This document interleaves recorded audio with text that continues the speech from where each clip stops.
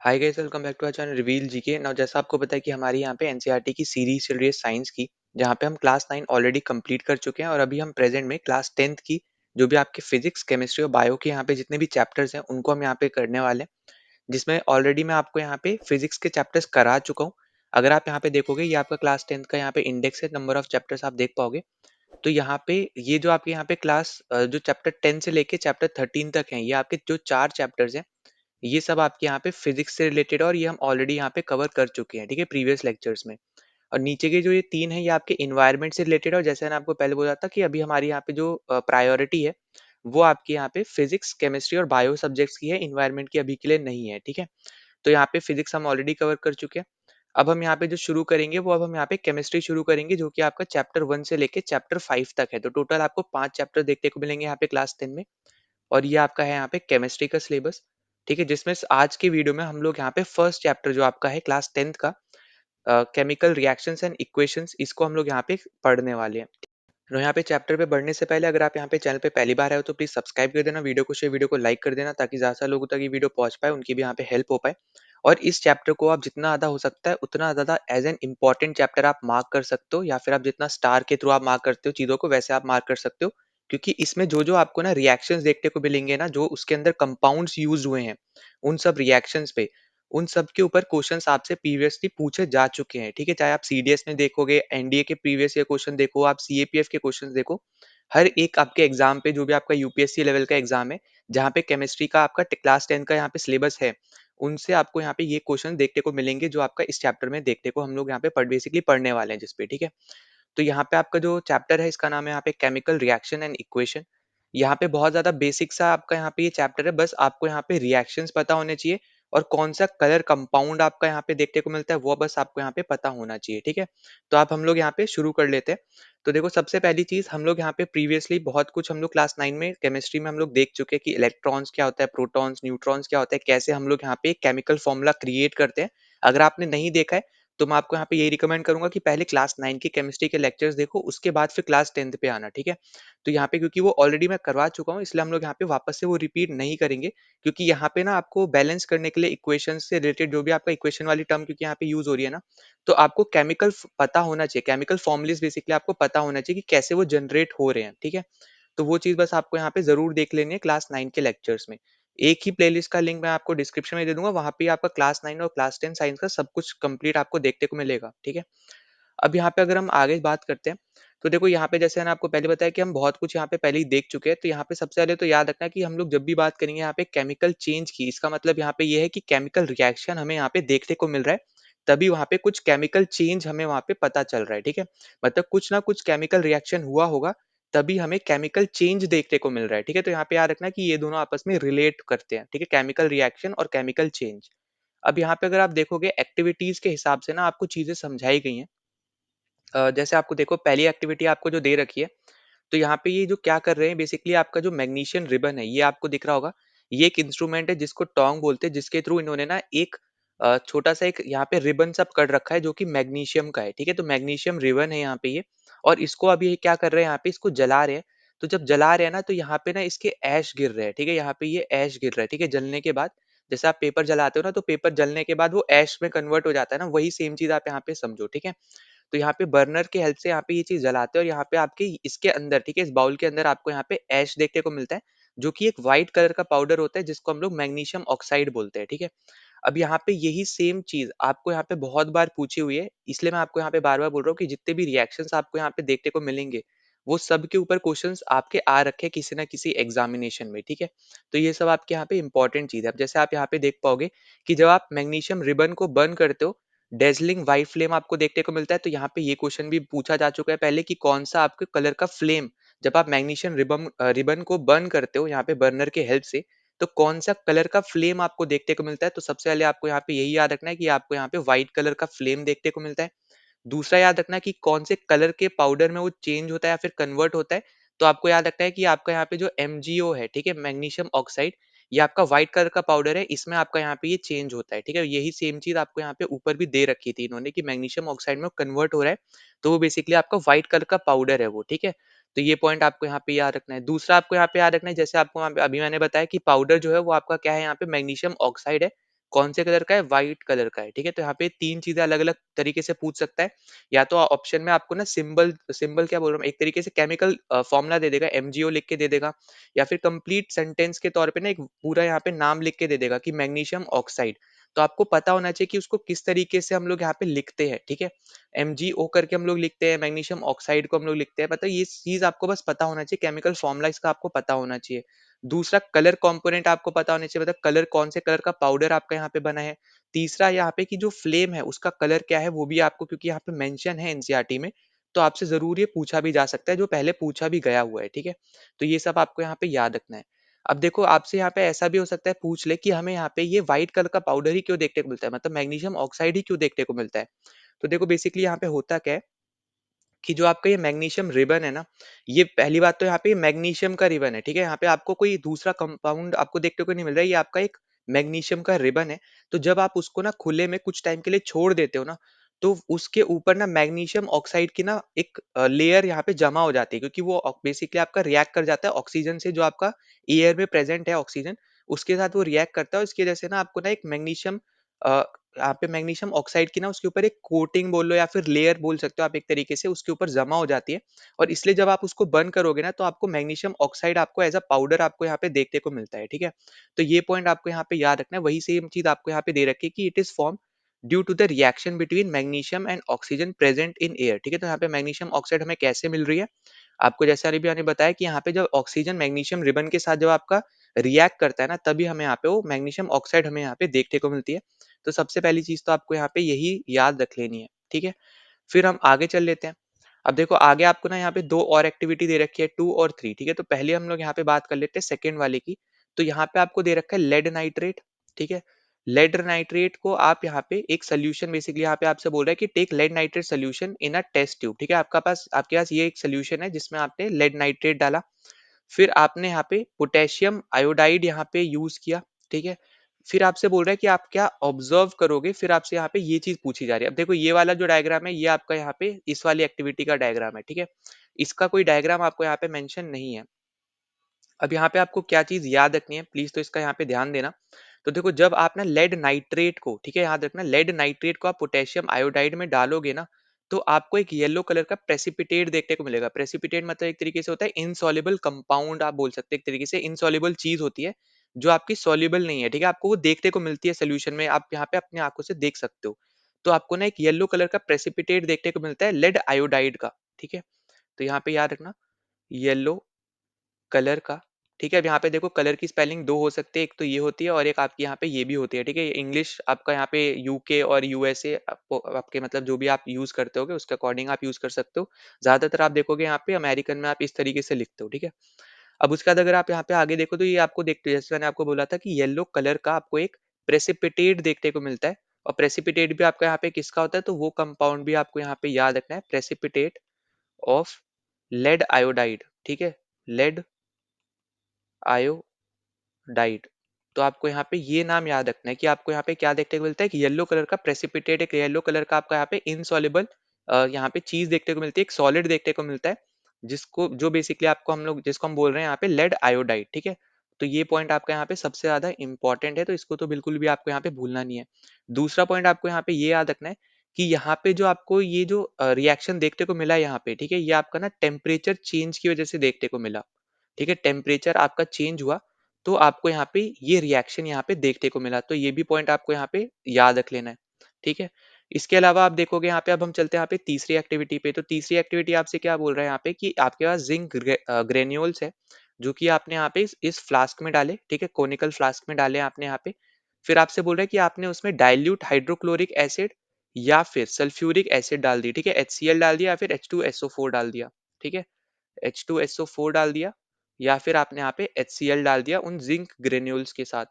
फिर आपसे बोला जा रहा है कि अब यहाँ पे आप क्या ऑब्जर्व करोगे, तो देखो यहाँ पे याद रखना कि आपने जब HCl और H2SO4 या इन दोनों में से कुछ भी डाला ना, तो आपको ना यहाँ पे बबल्स देखने को मिलते हैं, ठीक है?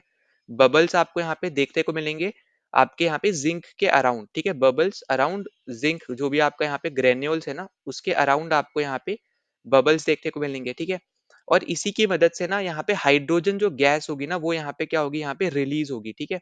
तो बेसिकली आप ऐसे समझो कि जब आप यहाँ पे ज़िंक ग्रैन्यूल्स पे जब आप HCl या फिर H2SO4 डालते हो, ठीक है? तो आपको ना यहाँ पे बबल्स उठते हुए नज़र आएँगे उन ज़िंक के आपके यहाँ पे ग्रैन्यूल्स के अराउंड। और ऐसा क्यों होता है? क्योंकि आपकी जो हाइड्रोजन गैस है ना, वो यहाँ पे रिलीज़ होती है, इसकी वजह से आपको यहाँ पे ये चीज़ देखने को मिलती है, ठीक है? बबल्स आपको यहाँ पे देखने को मिलते हैं, तो इसका रीज़न आपका यहाँ पे ये है, ठीक है? तो बबल्स क्यों देखने को मिलते हैं? क्योंकि आपकी H2O आपकी जो H2 गैस है, ठीक है? हाइड्रोजन गैस जो है वो आपकी यहाँ पे रिलीज़ होती है, इसलिए आपको यहाँ पे ये देखने को मिलता है, तो यहाँ पे आपको एक एज़ अ रीज़न आप यहाँ पे ज़रूर लिख लेना, ठीक? अब देखो इसके अलावा फिर हम यहाँ पे आगे बात कर लेते हैं, तो देखो आगे आपको यहाँ पे कुछ कंडीशंस दे रखी हैं कि आपके यहाँ पे क्या-क्या चीज़ों की वजह से आपको यहाँ पे हमें पता चलता है बेसिकली कि आपका यहाँ पे केमिकल रिएक्शन हुआ है। तो यहाँ पे ये चारों चीज़ें आपको याद रखनी है। अगर यहाँ पे कभी भी स्टेट में कोई चेंज हुआ, कलर में कोई चेंज हुआ या फिर कोई गैस आपकी निकली, जैसे यहाँ पे क्या हुआ गैस निकली आपकी, या फिर आपका टेम्परेचर में चेंज हुआ, जैसे यहाँ पे टेम्परेचर में चेंज हुआ। तो इन चारों अगर यहाँ पे इनमें से कुछ भी होता है ना, तो आप यहाँ पे बोलोगे कि आपका केमिकल रिएक्शन हो रहा है, ठीक है? तो यहाँ पे सबसे पहली चीज़ तो आपको यहाँ पे यही ये जो 4 चीज़ें आपको यहाँ पे दे रखी हैं, ये आपको बिल्कुल भी यहाँ पे नहीं भूलना है, ठीक है? क्योंकि आपसे यहाँ पे कुछ भी तरीके से आपसे ये पूछा जा सकता है कि आपको यहाँ पे ये इम्पोर्टेंट है जो आपको पता होना चाहिए कि 4 आपकी ऐसी चीज़ जिसके थ्रू या फिर आप बोलो 4 ऐसे ऑब्जर्वेशंस जिसके थ्रू आप ये बोल सको कि आपका केमिकल रिएक्शन हो रहा है। तो वो कौन से हैं? या तो कभी आपका स्टेट चेंज हो जाए, कलर चेंज हो जाए, आपका कोई भी गैस इवॉल्व हो जाए, ठीक है? आप एक तरीके से बोलो कि प्रोड्यूस हो जाए, या फिर आपका यहाँ पे टेम्परेचर चेंज हो जाए, ठीक है? तो इन सब रीज़न्स की वजह से या फिर इन सब ऑब्जर्वेशन की वजह से आप ये बोलते हो कि आपका यहाँ पे केमिकल रिएक्शन हुआ है। अब उसके बाद आगे आप देखोगे यहाँ पे तो अराउंड डेली एक्टिविटीज़ में आप देखोगे तो बहुत सारे केमिकल रिएक्शंस होते हैं, जैसे आपका जो रेस्पिरेशन भी है, रेस्पिरेशन बोल रहा हूँ जो आपका यहाँ पे, क्योंकि अब आगे हम एक्ज़ोथर्मिक और एंडोथर्मिक करेंगे तो वहाँ पे आपका रेस्पिरेशन आ जाएगा, तो वो भी आपका एक तरीके का रिएक्शन ही है, ठीक है? तो वो हम आगे यहाँ पे देखेंगे। फिर हम आगे बात करते हैं यहाँ पे केमिकल इक्वेशंस की। अब देखो केमिकल इक्वेशन, अब ये जो आपका चैप्टर का यहाँ पे टॉपिक है ना, ये बहुत ज़्यादा ही सिंपल टॉपिक है और इसके ऊपर कभी ना कभी आपसे क्वेश्चन पूछा गया है, ठीक है? तो यहाँ पे जितने भी आपको टॉपिक देखने को मिलेंगे ना, सबसे आपको कभी ना कभी क्वेश्चन आए हैं, ठीक है? कोई भी आप एग्ज़ाम देख लोगे, एनडीए, सीडीएस, सीएपीएफ जैसे आपको पहले बताया था, तो आपको यहाँ पे देखने को मिल जाएगा, ठीक है? अब देखो यहाँ पे हमने सबसे पहली एक्टिविटी में देखा था कि आपके जो मैग्नीशियम रिबन है, जब आप उसको बर्न करते हो तो वो आपके यहाँ पे मैग्नीशियम ऑक्साइड बना देती है, ठीक है? और वो आपका बर्न किसके साथ होता है? बेसिकली जब वो रिएक्ट करता है आपका यहाँ पे मैग्नीशियम ऑक्सीजन के साथ। तो वही सेम चीज़ को लिखने के लिए ना इन्होंने एक वर्ड इक्वेशन यूज़ किया, ठीक है? यहाँ पे आपको दिख जाएगा। अब देखो या तो आप इतना बड़ा लिखो कि when a magnesium ribbon is burned in oxygen it gets converted to magnesium oxide. अब इतने बड़े को लिखने की जगह इन्होंने ना यहाँ पे एक ढूँढा कि हम शॉर्टकट में कैसे लिख सकते हैं।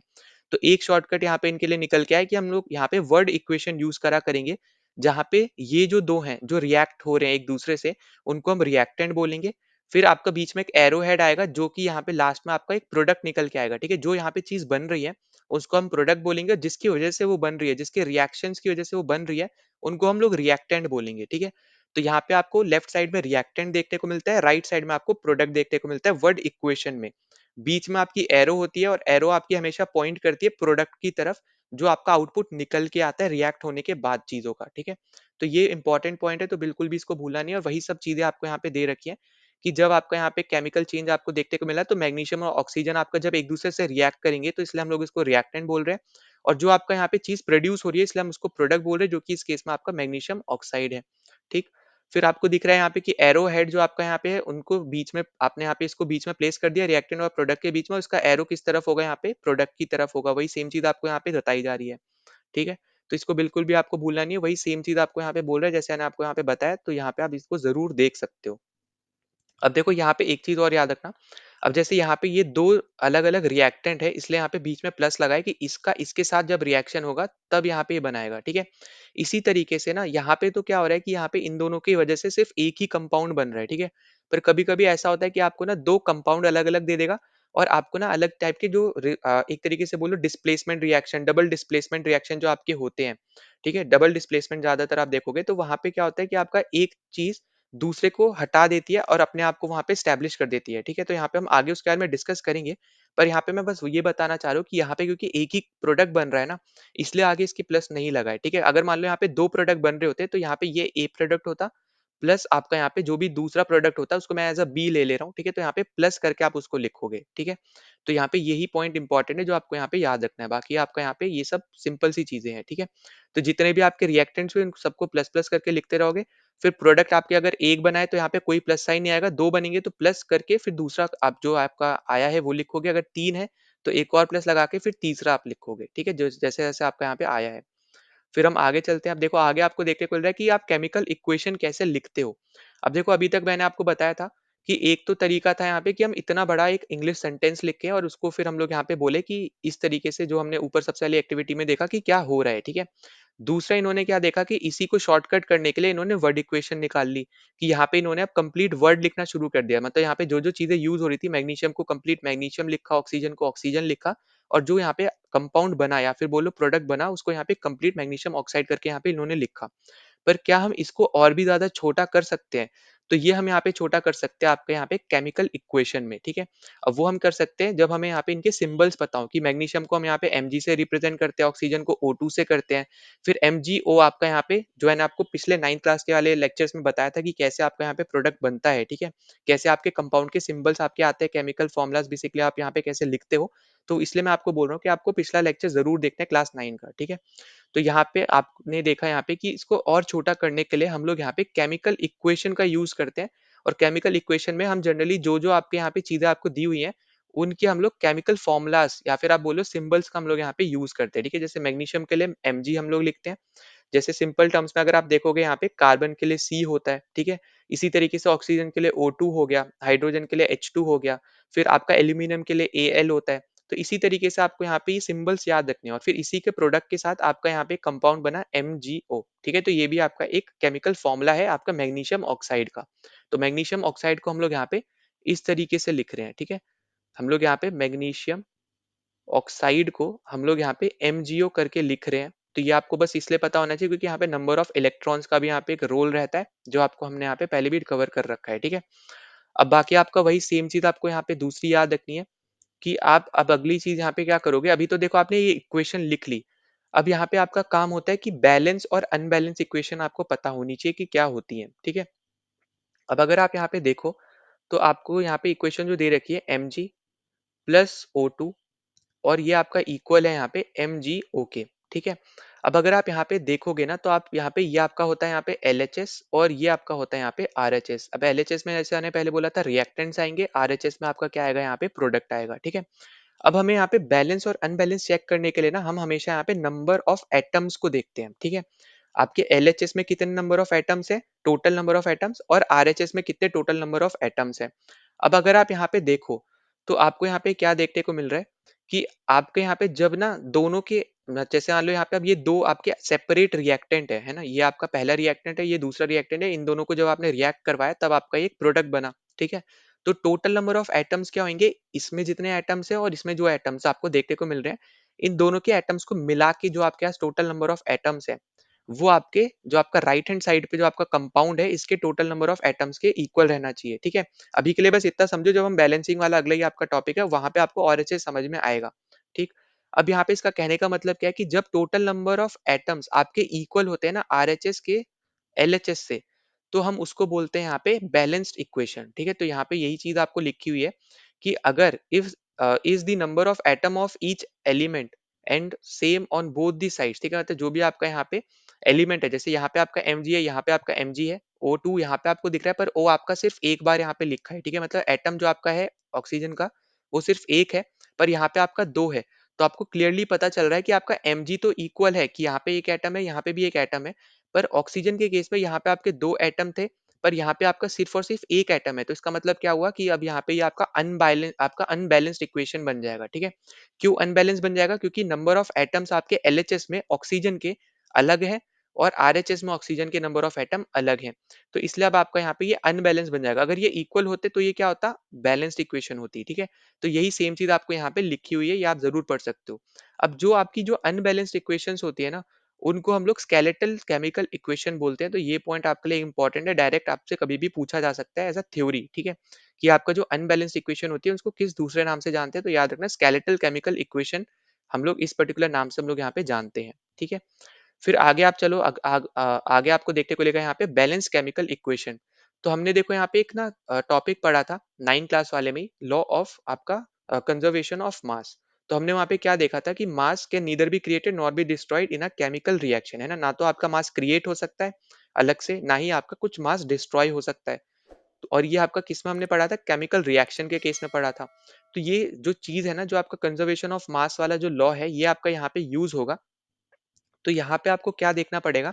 आपको बेसिकली ये देखना पड़ेगा कि जो आपका टोटल मास है आपके एलिमेंट्स का, एलएचएस में, वो आपका इक्वल है कि नहीं है आपके आरएचएस के टोटल मास से उन एलिमेंट्स के। ठीक है? मतलब यहाँ पे दोनों तरफ में एलएचएस और आरएचएस में आपका जो टोटल मास है ना एलिमेंट्स का, वो प्रेज़ेंट जो आपका है, वो आपका इक्वल रहना चाहिए। जैसे अभी मैंने आपको यहाँ पे ऊपर जैसे फॉर एग्ज़ाम्पल के तौर पे आपको बताया था कि आपका नंबर ऑफ यहाँ पे आप देखो यहाँ पे 2 है ऑक्सीजन, पर यहाँ पे क्या है आपका सिर्फ 1 है। तो यहाँ पे आपको क्लियरली दिख रहा है कि यहाँ पे ये इक्वल नहीं है, इसलिए आपका ये अनबैलेंस था, ठीक है? अब बैलेंस करने के लिए आपको क्या करना है? वही सेम चीज़ जैसे मैंने आपको बताया यहाँ पे कि दोनों तरफ में आपका जो टोटल मास है आपके एलिमेंट्स का, वो आपका सेम रहना चाहिए, ठीक है? अब उसके लिए हम लोग यहाँ पे देखो क्या-क्या चीज़ें करते हैं, वो अब हम यहाँ पे थोड़ा करने वाले हैं। अब सबसे पहली चीज़ यहाँ पे इन्होंने एक इक्वेशन ले ली, ये आपका वर्ड इक्वेशन है जैसे मैंने आपको ऊपर बताया था जहाँ पे इन लोगों ने सिंपल सीधा-सीधा इन्होंने लिख दिया कि जो-जो यहाँ पे ये एलिमेंट्स ले रहे हैं उनको कंप्लीट यहाँ पे लिख दिया जैसे ज़िंक प्लस सल्फ्यूरिक एसिड इस तरीके से। फिर हमने यहाँ पे देखा था कि इसको हम और शॉर्टकट में लिख सकते हैं, वो आपका आ जाता है यहाँ पे केमिकल इक्वेशन जिसको हम लोग जिसके बारे में हमें सिंबल्स पता होना चाहिए तभी हम यहाँ पे ये चीज़ लिख पाएँगे। अब सिंबल्स लिखने के बाद, इक्वेशन लिखने के बाद अब हमें यहाँ पे बैलेंस करना होता है इक्वेशन को, ठीक है? अगर आपकी इक्वेशन बैलेंस है, पर हमें चेक करना ही है, ठीक है? चाहे आपकी बैलेंस हो या ना हो, हमें खुद से चेक करना पड़ेगा कि आपकी इक्वेशन बैलेंस होनी चाहिए, ठीक है? अगर वो नहीं है, तो हमें बैलेंस करना पड़ेगा, अगर वो है, तो और अच्छी बात है, ठीक है? तो हमें उसमें कुछ भी नहीं करना है। पर चेक तो हमें करना पड़ेगा, जो भी आपको इक्वेशन दे रखी है, कि वो आपकी बैलेंस है या फिर नहीं है, ठीक है? अब जैसे अगर आप यहाँ पे ये इक्वेशन देखो, आपको यहाँ पे देखो क्या दे रखा है, लेफ्ट साइड में आपका 1 ज़िंक है, ठीक है? इधर भी 1 ज़िंक है, ठीक है? अब यहाँ पे आपका एक बैलेंस है। H2 आप देखो यहाँ पे 2 एटम हो गए, यहाँ पे आप देखोगे 2 एटम हो गए, तो ये भी आपका क्या है यहाँ पे बैलेंस्ड है। फिर S का आप देखोगे यहाँ पे S आपका 1 एटम है, यहाँ पे भी आपका 1 एटम है। O4 आपका यहाँ पे ऑक्सीजन कितने हैं? 4 है, इधर भी आपके 4 है। तो ये आपकी जो इक्वेशन है, ये कैसी इक्वेशन है यहाँ पे? ये बैलेंस्ड इक्वेशन है क्योंकि जितने भी आपके एलिमेंट्स हैं, जो भी आपके लेफ्ट साइड में है, वो आपके इक्वल है यहाँ पे नंबर ऑफ एटम्स अगर हम बात करें यहाँ पे आपके राइट साइड के एलिमेंट से, ठीक है? जैसे हमने अभी बताया ज़िंक आपका लेफ्ट में भी है, राइट में भी है ना? तो आपका ज़िंक जो आपका लेफ्ट हैंड साइड पे है, उसके नंबर ऑफ एटम्स कितने हैं? 1 है, तो वही सेम नंबर ऑफ एटम्स आपके राइट वाले के भी होने चाहिए और वो हमें देखने को मिल रहा है कि ज़िंक का राइट हैंड साइड पे नंबर ऑफ एटम 1 ही है। तो इसलिए हम यहाँ पे बोल सकते हैं यहाँ पे ऐसे चेक करेंगे हम हर एक का और हर एक का चेक करने के बाद आपका इक्वल नंबर ऑफ आपके एटम्स आने चाहिए हर एक आपके इंडिविजुअल एलिमेंट के, ठीक है? तो तब आप यहाँ पे बोल पाओगे कि आपका जो ये इक्वेशन है, ये आपकी एक बैलेंस्ड इक्वेशन है। तो अगर आप यहाँ पे देखो, आपको ना 4 चीज़ें दे रखी है, 4 एलिमेंट दे रखे हैं। ज़िंक दे रखा है, हाइड्रोजन दे रखा है, सल्फर आपको दे रखा है और आपको ऑक्सीजन दे रखा है, ठीक है? फिर आपने यहाँ पे देखा लेफ्ट हैंड साइड पे आपका 1 एटम था ज़िंक का, राइट हैंड साइड पे देखा 1 एटम हुआ, ठीक है? यहाँ पे Zn। फिर आपने देखा यहाँ पे H के लिए 2 थे, इधर भी आपके 2 निकले, इधर S आपका 1 था, इधर भी 1 है। ऑक्सीजन आपके 4 थे, इधर भी आपके 4 हैं। तो जब आपके इस साइड वाला लेफ्ट हैंड साइड वाले एलिमेंट्स के, ठीक है? ऐसा नहीं होना चाहिए कि ज़िंक का यहाँ पे 1 है और यहाँ पे 2 है, तो वो आपका अनबैलेंस हो जाएगा, ठीक है? तब आपका यहाँ पे ये चीज़ नहीं चलेगी, आपको ऐसा याद रखना है कि आप जो भी एलिमेंट के लिए चेक कर रहे हो ना, उसका लेफ्ट हैंड साइड पे नंबर ऑफ एटम इक्वल रहना चाहिए राइट साइड के नंबर ऑफ एटम से, ठीक है? हर एक इंडिविजुअल एलिमेंट के लिए। तो इस तरीके से आपको ये चीज़ चेक करनी है, तो जो आपको यहाँ पे देखने को मिल रहा है कि एकदम आपके यहाँ पे ये बैलेंस है। अब अगर आप यहाँ पे देखो, आपको ना एक ये इक्वेशन दे रखी है एज़ अ क्वेश्चन। तो आपको यहाँ पे दे रखा है एक आपके पास Fe है मतलब आयरन आपको दे रखा है और आपको यहाँ पे क्लियरली दिख रहा होगा ये आपका है यहाँ पे LHS और ये वाला साइड है आपका यहाँ पे RHS, ठीक है? अब अगर आप यहाँ पे देखो आपको जो इक्वेशन में एलिमेंट दे रखे हैं, एक Fe दे रखा है, H दे रखा है और एक आपको O दे रखा है। अब लेफ्ट हैंड साइड पे जो आपको नंबर ऑफ एटम दे रखे हैं Fe के, वो आपको 1 है। यहाँ पे अगर आप देखो ध्यान से, यहाँ पे आपको सिर्फ एक एलिमेंट दे रखा है क्योंकि यहाँ पे 1, 2, 3 कुछ भी लिखा हुआ नहीं है, ठीक है? यहाँ पे सबस्क्रिप्ट में। तो आपके पास कितने एलिमेंट है? आपका 1 है। अब उसके बाद आप यहाँ मतलब आपके पास एटम कितने हैं यहाँ पे 1 है, ठीक है? आयरन का। फिर H में अगर आप आओगे तो H में आपके कितने हैं? लेफ्ट हैंड साइड पे 2 हैं। ऑक्सीजन में आप आओगे तो यहाँ पे कितने हैं? 1 है। अब यहाँ पे राइट हैंड साइड पे अगर आप Fe में चेक करते हो तो यहाँ पे आपको 3 देखने को मिल रहा है। मतलब 3 एटम आपको यहाँ पे राइट हैंड साइड वाले में देखने को मिल रहे हैं। ऑक्सीजन के केस में आपको 4 देखने को मिल रहे हैं और हाइड्रोजन के केस में आपको 2 देखने को मिल रहे हैं। तो हमें यहाँ पे ये चीज़ तो पता चल रही है कि आपका हाइड्रोजन जो है अभी के लिए बैलेंस है। पर हमें क्योंकि इक्वेशन बैलेंस बनानी है, हमें एक हर एक एलिमेंट हमारा यहाँ पे बैलेंस होना चाहिए, जो हमें यहाँ पे देखने को मिल रहा है। ना तो हमारा Fe बैलेंस्ड है और ना ही हमारा यहाँ पे ऑक्सीजन बैलेंस्ड है। तो हमें यहाँ पे इन दोनों को ना बैलेंस बनाना पड़ेगा, ठीक है? वो कैसे करेंगे? वही चीज़ आके आपको समझाई हुई है। तो सबसे पहले देखो ये 2 स्टेप में आपका जो है ना ऊपर बताया वही सेम चीज़ आपको यहाँ पे याद रख लेनी है, ठीक है? अब उसके बाद देखो आप यहाँ पे क्या करते हो बेसिकली, आप यहाँ पे क्या यहाँ पे चलो यहाँ पे ही बता दे रहा हूँ। हमें यहाँ पे जो इक्वेशन हमें दे रखी है यहाँ पे मैं वापस लिख देता हूँ, ठीक है। Fe प्लस H2O आपका यहाँ पे ये बनता है आपका जाके Fe3O4, ठीक है। Fe3O4 plus H2। अब देखो सबसे पहला हमारा कंडीशन होता है, ये टेबल बना के आप देख सकते हो अगर देखना हो तो, वरना डायरेक्ट आप यहाँ पे सिंपल सिंपल देखने जाओगे ना, प्रैक्टिस के साथ देखोगे तो आप एकदम से सॉल्व कर पाओगे इन चीजों को, ठीक है। अब सबसे पहले हमारी यहाँ पे चीज होती है कि हमें उस एलिमेंट को पकड़ना है जिसके पास हाईएस्ट पावर है, ठीक है। पावर बोल लो या हाईएस्ट आपके एटम्स है। अब वो चीज आप यहाँ पे क्लियरली देख पाओगे, आपको यहाँ पे इन सब में, ठीक है, सब में देखना है। तो सब में आपको देखने को मिल रहा है कि ऑक्सीजन के पास हाईएस्ट नंबर ऑफ एलिमेंट्स है, मतलब आपके हाईएस्ट नंबर ऑफ एटम्स है। और वो कितने हैं यहाँ पे, वो है 4, ठीक है। तो राइट हैंड साइड पे अगर आप देखो ऑक्सीजन के लिए, ये आपका यहाँ पे लेफ्ट हैंड साइड है, ये आपका राइट हैंड साइड है। राइट हैंड साइड पे हमें यहाँ पे 4 देखने को मिला। अब यहाँ पे हमने देखा लेफ्ट हैंड साइड पे आपका सिर्फ और सिर्फ एक प्रेजेंट है। तो देखो सबसे पहले टेबल बनाओ, टेबल के बाद आप यहाँ पे पूरे इक्वेशन में हर एक एलिमेंट पे जिसके पास भी हाईएस्ट नंबर ऑफ एटम है ना, उसके हेल्प से फिर आपको यहाँ पे सॉल्व करना शुरू करना है। और वो हमारा यहाँ पे एटम हो जाएगा यहाँ पे ऑक्सीजन, ठीक है।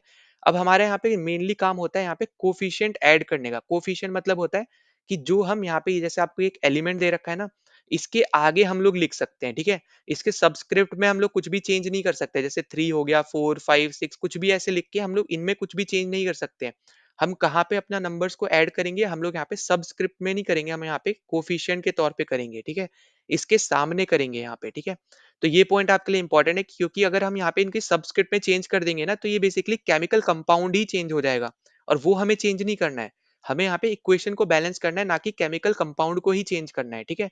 तो ये पॉइंट याद रखना कि कभी भी हम जब भी यहाँ पे बैलेंस करने जाएंगे इक्वेशन, तो हम हमेशा यहाँ पे कोफिशिएंट में यहाँ पे, ठीक है, इसके सामने यहाँ पे हम वैल्यूज को लिखेंगे जिसको हम लोग कोफिशिएंट बोलते हैं, ठीक है। इसको हम लोग क्या बोलते हैं यहाँ पे, कोफिशिएंट बोलते हैं। तो कोफिशिएंट वैल्यूज को हम लोग यहाँ पे ऐड करते हैं, ना कि हम सबस्क्रिप्ट में यहाँ पे चेंज करते हैं। सबस्क्रिप्ट में चेंज करने पे आपका फॉर्मूला ही चेंज हो जाएगा, आपका केमिकल कंपाउंड ही यहाँ पे कोई दूसरा बन जाएगा, ठीक है। तो ये पॉइंट आपके लिए इंपॉर्टेंट है, इसको बिल्कुल भी आपको भूलना नहीं है, ठीक है। तो वही सेम चीज आपको यहाँ पे ऊपर समझाई हुई है, तो इसको आप जरूर यहाँ पे गो थ्रू भी कर लेना, ठीक है। सिंपल टर्म्स में आपको यहाँ पे मैं समझा रहा हूँ। अब देखो जैसे मैंने आपको बोला कि सबसे पहले आपको यहाँ पे क्या करना पड़ेगा, हमें यहाँ पे जैसे पता है कि कोफिशिएंट में हम यहाँ पे सिर्फ अपनी वैल्यूज को ऐड कर सकते हैं, हम सिर्फ यहाँ पे नंबर्स लिखेंगे, ठीक है। तो हम यहाँ पे वो कैसे करेंगे, हाईएस्ट जो आपका यहाँ पे नंबर आपका है एटम का, जिस भी एलिमेंट का, हमें वो एलिमेंट पकड़ना है। जैसे हमारे यहाँ पे ऑक्सीजन का हाईएस्ट नंबर ऑफ आपके एटम्स है, वो है 4, ठीक है। अब हमने देखा यहाँ पे आपके 4 है, पर यहाँ पे आपका सिर्फ एक है। अब हमें इस साइड वाले को ना 4 बनाना पड़ेगा, ठीक है। अब वो हम यहाँ पे 4 कैसे बनाएंगे, तो 4 बनाने के लिए आपको पता है यहाँ पे आप क्या करोगे, सिंपल इसके सामने लिख दोगे 4, ठीक है। इसके साथ जब आपने सामने 4 लिखा, तो आपको देखने को क्लियरली मिला कि आपका अब ऑक्सीजन ना यहाँ पे मल्टीप्लिकेशन में रहेगा, ठीक है। तो यहाँ पे इसका मतलब यहाँ पे जो मैं बोलना चाह रहा हूँ कि जैसे आपने यहाँ पे 4 लिखा, तो आपके ऑक्सीजन के नंबर ऑफ एटम कितने हो गए, वो हो गए 4, ठीक है। यहाँ पे वापस से मैं लिख दे रहा हूँ, ये आपका Fe है, ये H है और ये आपका O है, ठीक है। Fe आपका लेफ्ट हैंड साइड पे अभी भी 1 है, ये आपके 3 है। ऑक्सीजन आप आपका यहाँ पे हो गया है 4, ठीक है। वहीं पे इस तरफ भी आपका हो गया है यहाँ पे ये 4, ठीक है। ऑक्सीजन आपका इक्वल हो गया। पर फिर आपने यहाँ पे क्या देखा, आपका इस साइड में तो आपका H2 था यहाँ पे, मतलब हाइड्रोजन था यहाँ पे 2 एटम। पर यहाँ पे क्या हो जाएगा, अब ये 4 इंटू 2 8 हो जाएगा ये, ठीक है। 4 इंटू 2 8, ठीक है। जो आपका यहाँ पे 2 सबस्क्रिप्ट में है ना, ये आपका बेसिकली मल्टीप्लीकेशन में जाता है, इसलिए मैंने बोला यहाँ पे जो आपका O है ना, इसके साथ सबस्क्रिप्ट में 1 प्रेजेंट है, ठीक है। भले लिखा नहीं है, पर 1 प्रेजेंट है, इसलिए आपका यहाँ पे ये जो नंबर ऑफ एटम हुआ ऑक्सीजन का, ये 4 हुआ। क्योंकि यहाँ पे आपका 1 प्रेजेंट है, और 1 इंटू 4 करोगे तो 4 एटम निकल के आएंगे ऑक्सीजन के। इसी तरीके से आपका जो हाइड्रोजन है, इसके सबस्क्रिप्ट में आपको 2 दे रखा है, तो 2 इंटू 4 करोगे तो आपके 8 एटम बन जाएंगे आपके। अब लेफ्ट हैंड साइड पे जैसे आप यहाँ पे 4 ऐड करोगे, ठीक है। तो अब जैसे आपने यहाँ पे 4 ऐड किया, तो आपको दिखा कि अब आपका ऑक्सीजन तो इक्वल हो गया, पर आपका हाइड्रोजन यहाँ पे चेंज हो गया। हाइड्रोजन आपका यहाँ पे इस साइड में आपका बदल गया, और राइट हैंड साइड में आपका 2 ही रह गया, ठीक है। तो अब आप यहाँ पे क्या करोगे कि अब आप राइट हैंड साइड वाले को ना 8 करने का ट्राई करोगे, और 8 बहुत इजीली कर सकते हो, क्योंकि आपको यहाँ पे 2 दे रखा है। यहाँ पे भी आपको क्या करना पड़ेगा, 4 को ऐड करना पड़ेगा। तो 4 इंटू 2 करोगे, यहाँ पे कितना बन जाएगा, यहाँ पे ये 8 बन जाएगा। तो आपको यहाँ पे क्लियरली पता चल गया कि आपका ऑक्सीजन और आपका हाइड्रोजन, ये दोनों क्या हो गए, यहाँ पे बैलेंस हो चुके हैं, ठीक है। अब आपको यहाँ पे देखो, अब अगला चीज क्या करनी है, अब आपका यहाँ पे एक आयरन बचा है, Fe बचा है, जिसको आपको बैलेंस करना है, जो कि आपका लेफ्ट हैंड साइड पे 1 है और राइट हैंड साइड पे 3 है। तो अब इसको बैलेंस करने के लिए आप क्या करोगे, यहाँ पे आप आगे की तरफ में सबस्क्रिप्ट बोल रहा हूँ, यहाँ पे कोफिशिएंट में 3 ऐड कर दोगे। अब जैसे आप यहाँ पे 3 ऐड करोगे, तो आपकी जो यहाँ पे इक्वेशन निकल के आएगी, वो आपकी यहाँ पे बैलेंस बन जाएगी, ठीक है? अब यहाँ पे ये क्या बन गई है, यहाँ पे एक बैलेंस्ड इक्वेशन बन गई है, ठीक है? क्योंकि आपके जो एटम्स हैं यहाँ पे लेफ्ट हैंड साइड पे आपके एलिमेंट के, वो आपके राइट हैंड साइड के एलिमेंट के यहाँ पे इक्वल हो गए हैं, ठीक है? Number of atoms. तो इसी तरीके से आपको यहाँ पे बैलेंस करनी है इक्वेशंस, ठीक है?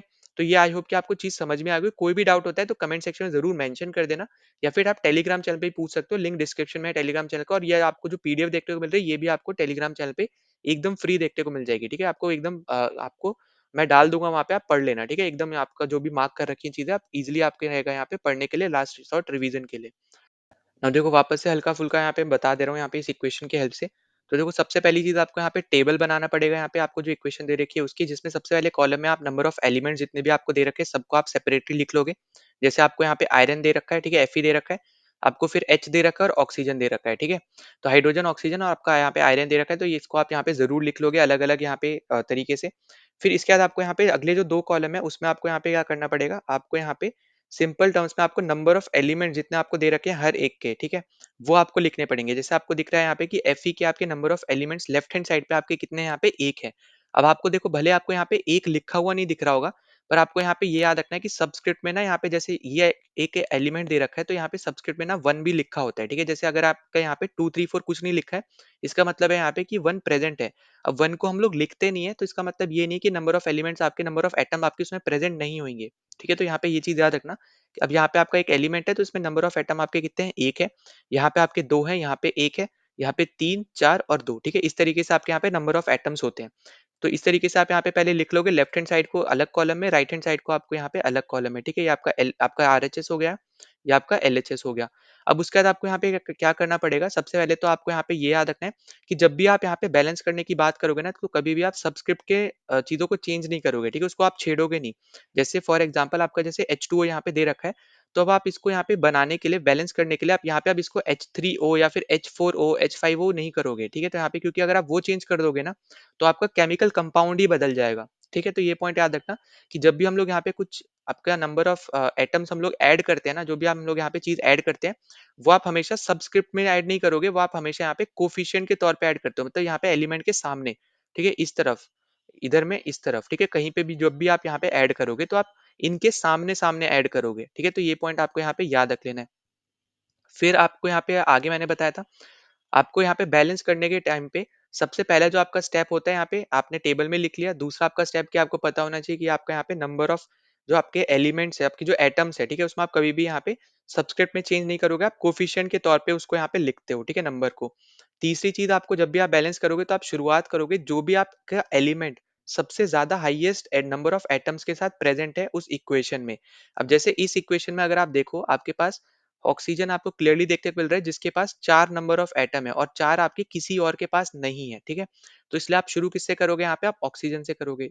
तो ऑक्सीजन को करने के बाद आपने देखा यहाँ पे कि राइट हैंड साइड पे 4 था और लेफ्ट हैंड साइड पे आपका यहाँ पे 1 था, ठीक है? यहाँ पे 1 था। तो अब आप इसको ना 4 बनाओगे, तो जब आप इसको 4 बनाओगे, तो आप इसके सामने यहाँ पे 4 लिख दोगे। तो जब आपने इसने इसके सामने 4 लिखा है, मतलब यहाँ पे ये कोएफिशिएंट है जो आपने इसके सामने लिखा है, तो जब आप इसके सामने 4 लिखोगे, तो ऑक्सीजन की तो नंबर ऑफ एटम आपके 4 हो गए और इधर भी 4 होके ये बैलेंस हो गया। पर आपका H2 का यहाँ पे जो नंबर ऑफ एटम है, अब यहाँ पे ये बन गया 8 और यहाँ पे अभी भी यहाँ पे हो गया ये 2, ठीक है? तो आपका क्योंकि अब ये H2 का नंबर ऑफ एटम आपका चेंज हो गया और ये आपका यहाँ पे अनबैलेंस्ड हो गया, तो इसको आप बैलेंस करने के लिए आप राइट हैंड साइड को आप थोड़ा चेंज करोगे, क्योंकि लेफ्ट चेंज करने पे आपका यहाँ पे ऑक्सीजन का नंबर ऑफ एटम्स भी चेंज हो जाएगा। वो हमें यहाँ पे चेंज नहीं करना है, ठीक है? तो इसको आप जब चेंज करोगे, तो आपके लिए ईज़ी रहेगा, यहाँ पे सिंपल 4 आप यहाँ पे ऐड कर दोगे आपके कोएफिशिएंट में राइट हैंड साइड पे। तो अब यहाँ पे भी कितना बन जाएगा, यहाँ पे भी बन जाएगा आपका यहाँ पे नंबर ऑफ एटम्स 8, ठीक है? अब उसका तीसरा आपका लास्ट स्टेप आपका बचेगा कि यहाँ पे आपका 3 है नंबर ऑफ एटम और यहाँ पे आपका 1 है। तो इसको बैलेंस करने के लिए आप इसके सामने सिर्फ़ और सिर्फ़ यहाँ पे डायरेक्टली 3 लिख दोगे। तो इस तरीके से हम लोग यहाँ पे बैलेंसिंग करते हैं, तो ये आप ज़रूर एक बार यहाँ पे इसको गो थ्रू कर लेना, कोई भी डाउट होता है ज़रूर आप यहाँ पे पूछ सकते हो, ठीक है? अब उसके बाद आपका यहाँ पे अगला स्टेप होता है कि आप यहाँ पे सिंबल्स के साथ आप यहाँ पे अगर चाहो तो फिजिकल स्टेट्स वगैरह आप लिख सकते हो, पर यूजुअली हम लोग यहाँ पे लिखते नहीं है, पर ज़्यादा इन्फॉर्मेशन देने के लिए कभी-कभी हम लोग यहाँ पे लिखते हैं, ठीक है? अब किसको हम लोग लिखते हैं, जैसे आपका स्टेट कौन-कौन से है, गैसियस है, लिक्विड है, एक्वस है और आपका सॉलिड है, ठीक है? इनको अब डिनोट कैसे करते हैं, गैसियस को हम लोग यहाँ पे जी से डिनोट करते हैं, लिक्विड को हम लोग यहाँ पे एल से, एक्वस को हम लोग यहाँ पे AQ से और आपका सॉलिड को हम लोग यहाँ पे S से, ठीक है? और ये हमेशा ब्रैकेट के अंदर ही लिखे जाते हैं, जो आपको यहाँ पे इस इक्वेशन में देखने को मिल रहा होगा इस तरीके से, ठीक है? अब उसके बाद आपको यहाँ पे ये याद रखना है कि जो एक्वस है ना, वो बेसिकली आपका जब एक्वस आपका हम लोग लिखते हैं जब आपका सॉल्यूशन प्रेजेंट होता है, ठीक है? जब आपका वो एलिमेंट या फिर वो चीज़ जो भी आपकी है, अगर वो आपकी एज़ अ सॉल्यूशन प्रेजेंट होती है वाटर में, तब हम उसको एक्यू के साथ में लिखते हैं। तो ये जो आपका पॉइंट है ना, इसको स्टार मार्क कर लेना, इसको अलग से आप लिख सकते हो, ठीक है? तो यहाँ पे EQ का हम यहाँ पे जो टर्म है, इसको हम तभी लिखेंगे जब आपका वो जो प्रेजेंट है, जो भी आपका एलिमेंट जो भी आपको दे रखा है जिसके साथ EQ लिखा है, वो आपका एज अ सॉल्यूशन प्रेजेंट होता है पानी में, ठीक है, वाटर के अंदर, तब हम उसको EQ के साथ लिखते हैं। फिर आपको यहाँ पे दिख रहा होगा, यहाँ पे ना आपका जो H2 है, जो आपका बेसिकली गैस है, ठीक है, और यहाँ पे H2 है, H2O बेसिकली आपका पता होगा, आपको यहाँ पे होता है वाटर, पर यहाँ पे आपको G देखने को मिल रहा है, इसका मतलब है यहाँ पे कि हम उसका स्टीम फॉर्म, ठीक है, स्टीम वर्जन हम यहाँ पे H2O का यूज कर रहे हैं, तो इसलिए आपका यहाँ पे ये जी लिखा हुआ है, ठीक है? वरना ज़्यादातर आप यहाँ पे एल देखोगे, क्योंकि आपका H2O जो वाटर होता है वो आपका लिक्विड होता है, तो आप ज़्यादातर यहाँ पे एल लिखा हुआ देखोगे, ठीक है? पर अगर जी लिखा होता है, इसका मतलब है हम लोग यहाँ पे स्टीम यूज़ कर रहे हैं उसका, ठीक है? तो ये पॉइंट आपको याद रखना है। इसके अलावा और भी ज़्यादा आपको यहाँ पे इंस्ट्रक्शंस के तौर पे डिटेल्स देने के लिए हम लोग यहाँ पे टेम्परेचर भी कभी-कभी मेंशन कर देते हैं। कभी-कभी हम यहाँ पे कैटलिस्ट वगैरह भी हम लोग यहाँ पे मेंशन कर देते हैं। जैसे आपका यहाँ पे ये इक्वेशन है, तो यहाँ पे आपको क्लियरली दिखेगा, यहाँ पे कार्बन डाइऑक्साइड है, आपका यहाँ पे पानी है, उसको अगर आप यहाँ पे सनलाइट और क्लोरोफिल के अंदर रखते हो, ठीक है? तो यहाँ पे ये आपके कैटलिस्ट हैं। तो आपको यहाँ पे ग्लूकोज़ बनता हुआ नज़र आता है, फिर आपका ऑक्सीजन बनता है, यहाँ पे पानी बनता है H2O। तो इस तरीके से आपका ये इक्वेशन निकल के आती है, ठीक है? अब यहाँ पे आपको ना ये डायरेक्ट फ़ॉर्मूले के तौर पे भी पूछा गया है कि आपका ग्लूकोज़ का क्या फ़ॉर्मूला होता है, ये आपको पता होना चाहिए, ठीक है? और ग्लूकोज़ बनाने के लिए कौन से कैटलिस्ट यूज़ होते हैं, तो ये भी आपको पूछा गया है, तो ये कैटलिस्ट भी आपको ज़रूर यहाँ पे याद रख लेने हैं। फिर हम आगे चल लेते हैं। तो देखो यहाँ पे आगे की अगर हम बात करें, तो अब ये जो क्वेश्चंस है ना, ये सेम टू सेम आपके यहाँ पे ऊपर वाले क्वेश्चंस ही हैं, तो इसमें एज़ सच यहाँ पे कोई आपको यहाँ पे दिक्कत होगी नहीं। जैसे आपको मैंने ऊपर बोला था कि हम लोग यहाँ पे इसको क्यों क्लीन करते हैं, क्योंकि अगर क्लीन नहीं करेंगे तो हमें यहाँ पे मैग्नीशियम ऑक्साइड की हमें यहाँ पे परत देखने को मिलती है। तो यहाँ पे जो कोटिंग है यहाँ पे मैग्नीशियम रिबन के ऊपर, वो आपकी मैग्नीशियम ऑक्साइड की हो जाती है। तो इसलिए हम लोग यहाँ पे उसको चेंज मतलब यहाँ पे क्लीन करते हैं, ठीक है? सैंड पेपर से, आप सैंड पेपर बोल रहे हैं, आपके यहाँ पे क्लीन करते हैं, ठीक है? उसको यहाँ पे जलाने से पहले। अब उसके बाद आपको दे रखा है यहाँ पे कि बैलेंस करनी है इक्वेशन। अब देखो यहाँ पे एक मैं आपको करके बता दे रहा हूँ, कोई भी हम लोग यहाँ पे ले लेते हैं, जैसे हम लोग यहाँ पे चलो सेकंड वाली ले लेते हैं। तो सेकंड वाली अगर आप यहाँ पे देखो, आपको जो इक्वेशन दे रखी है, तो आपको यहाँ पे दे रखा है यहाँ पे बेरियम क्लोराइड, ठीक है? तो यहाँ पे हम थोड़ा ऊपर की तरफ चल देते हैं। बेरियम क्लोराइड को हम लोग यहाँ पे लिखते हैं BaCl2, ठीक है? सबसे पहले हम लोग यहाँ पे सिर्फ फॉर्मुलाज लिखेंगे। फिर आपका अगला दे रखा है यहाँ पे एल्यूमिनियम सल्फेट। अब एल्यूमिनियम सल्फेट को हम लोग यहाँ पे लिखते हैं Al2SO4 का थ्राइस, ठीक है? अब ये आपका कैसे लिखा गया है, इसलिए मैंने आपको बोला कि आपको क्लास 9 वाले लेक्चर ज़रूर देखने हैं, ठीक है? आपको वहाँ पे पता चल जाएगा। फिर आपका अगला है यहाँ पे बेरियम सल्फेट। अब बेरियम सल्फेट आपका है यहाँ पे BaSO4, ठीक है?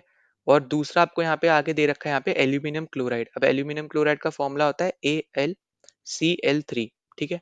अब अगर आप यहाँ पे क्लियरली देखो, ये हमने यहाँ पे सबसे पहले तो इसको जो आपको यहाँ पे वर्ड इक्वेशन दे रखी थी ना, उसको हमने केमिकल इक्वेशन में कन्वर्ट किया।